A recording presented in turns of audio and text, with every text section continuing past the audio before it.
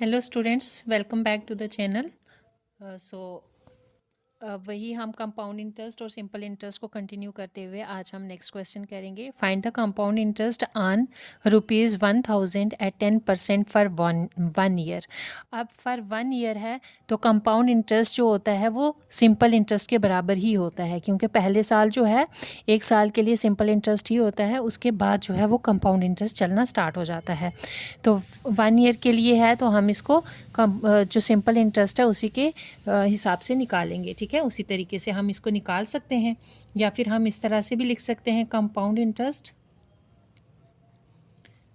Is equal to 10% of 1000। ठीक है, तो ये क्या आएगा, ये 100 निकलेगा एंड में। ठीक है, तो ये हमारे पास ₹100 निकल गया है। आप इसको सिंपल इंटरेस्ट के तरीके से भी कर सकते हो, आंसर जो है वो सेम आएगा,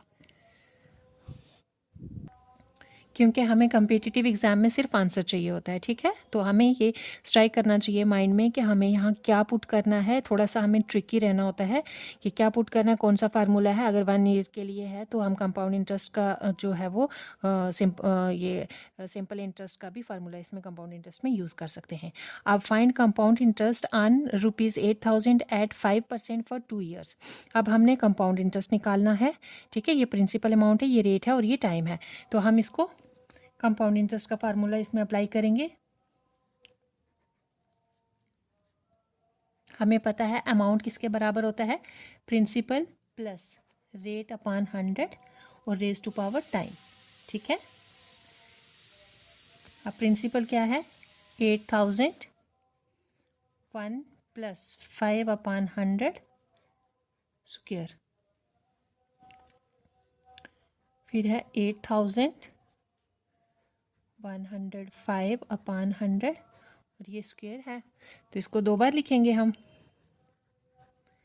8000, 105 अपॉन 100। ठीक है,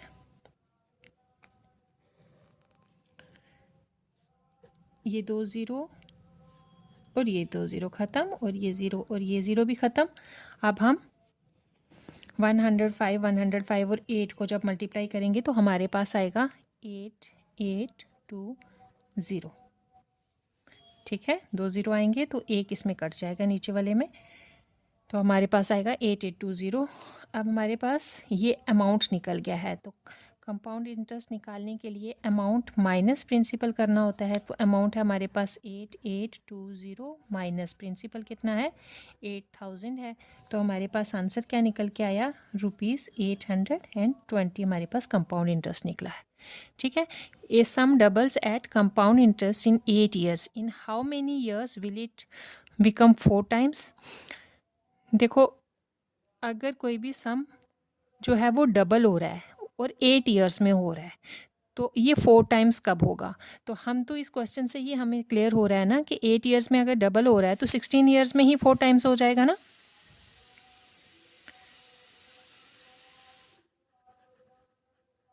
डबल हो रहा है हमारे पास 8 ईयर्स में, तो 4 टाइम्स कब होगा, 16 ईयर्स में। ठीक है ना, 8 टू द 16, तो 16 ईयर्स में ये 4। अच्छा, नेक्स्ट क्वेश्चन है, amount after 2 years at the rate of 20% is equal to. अब अगर हमारे पास कोई प्रिंसिपल अमाउंट है, उसके ऊपर इंटरेस्ट लगेगा 20% 2 ईयर्स के लिए, तो वो लगने के बाद जो हमारे पास अमाउंट बनेगी वो कितनी बनेगी, 1728। तो हमें बताना है कि प्रिंसिपल कितना है।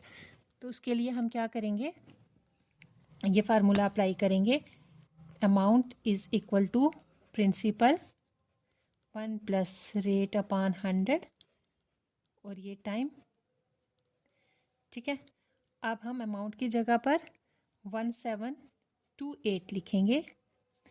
प्रिंसिपल हमने निकालना है 1 प्लस 20 अपॉन 100 और टाइम है हमारे पास 2 ईयर्स।